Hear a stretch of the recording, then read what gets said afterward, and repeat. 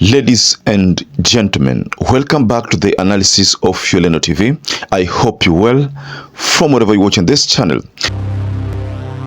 Now, hackers are known to be wreaking havoc amongst systems of many nations, and sometimes hackers use their skills to try to wreak havoc on a government.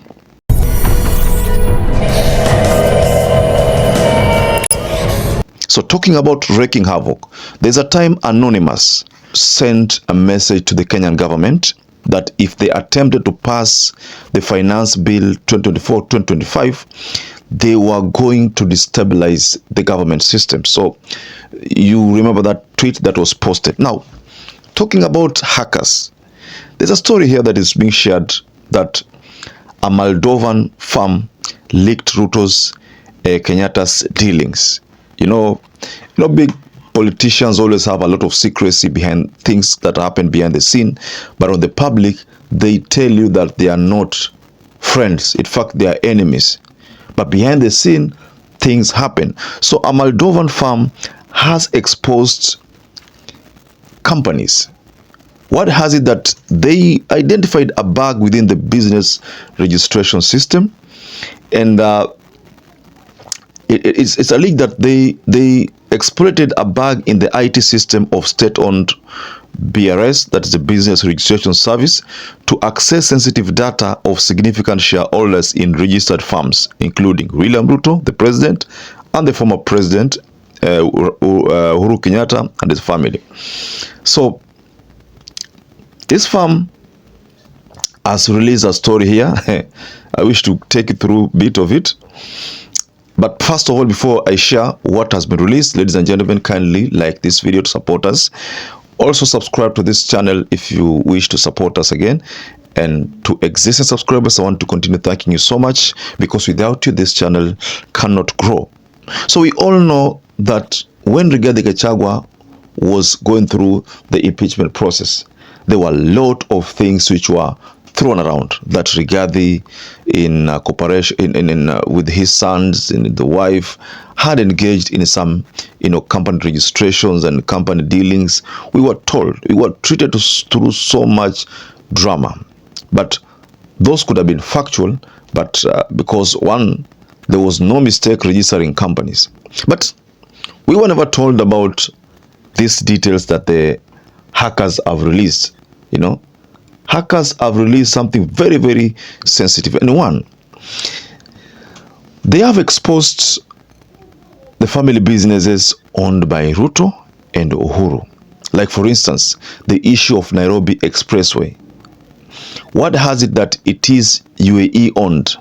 Certain Arab company owns the Nairobi Expressway. Of course, initially there were talks that it was owned by the Uhuru family. But again, in politics, everything is possible. I can use someone else as a proxy to register the company, but I'm the one who is manning it. So that is also, we are also aware about that.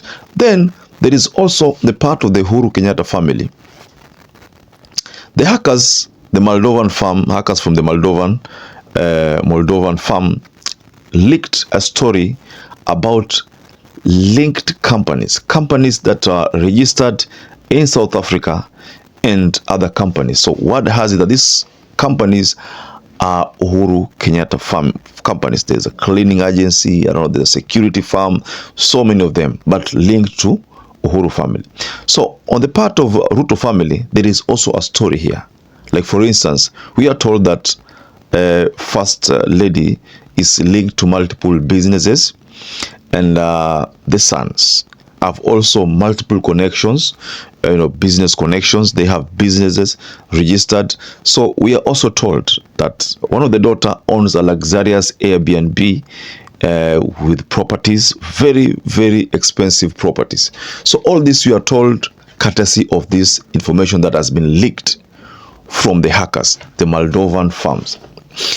Just like I told you, this firm, it's alleged that on Monday, this firm was selling the trove of secret data of significant shareholders in over 2 million firms, including data on residential addresses, email, phone numbers, as well as names of beneficial owners of as much as 24 million for a package and as little as I think 10 million. So this information was being sold. So they hacked that information and sold it. So who could be the consumers of this information? Most likely you would say it is the opposition. I mean, who would want to buy information of this magnitude? Most likely the information.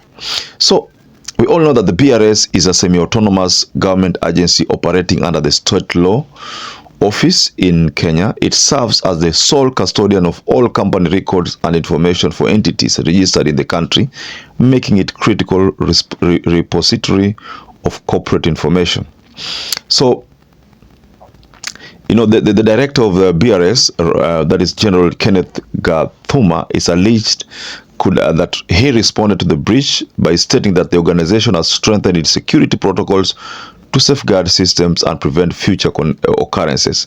So that can confirm that it's indeed that this hacking took place, because now they have strengthened their security to prevent such kind of occurrences. Then he went further to emphasize that investigations are ongoing and the agency is committed to transparency throughout the process. So hackers have their own way of dealing with people. They don't launch bombs.